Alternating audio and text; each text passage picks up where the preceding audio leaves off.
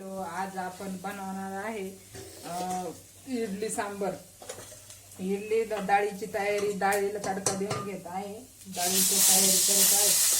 आता आपण लसूण टाकलेला आहे, त्याच्यानंतर मोहरी, जिरे आणि कढीपत्ता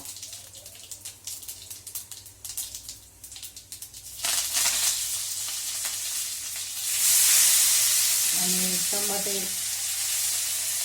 टमाटे पण टाकले।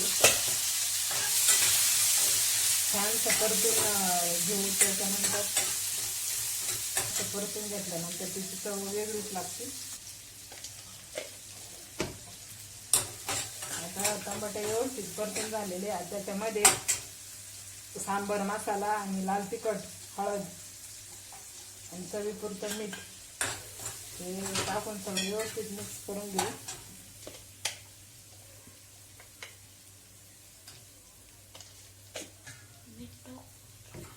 मीठ टाकलेलं आहे, व्यवस्थित डाळीला तडका देऊन घेऊ।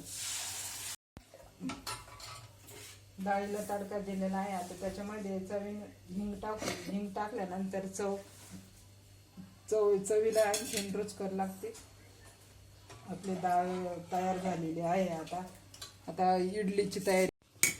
इडलीचं पीठ छानसं फर्मेंट झालेलं आहे, बघू शकता, एकदम असं फुललेलं आहे।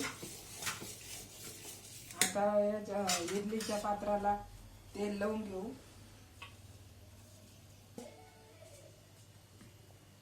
इडली पात्रात इडली टाकून घेऊ। थोडे भरून घेऊ। ते पण केलं होतं, काय गरज नाही बोलायची। आपली इडली शिजलेली आहे। आता इडली पात्रामधून इडली काढून घेऊ। आपलं इडली सांबार रेडी आहे, बघू शकता।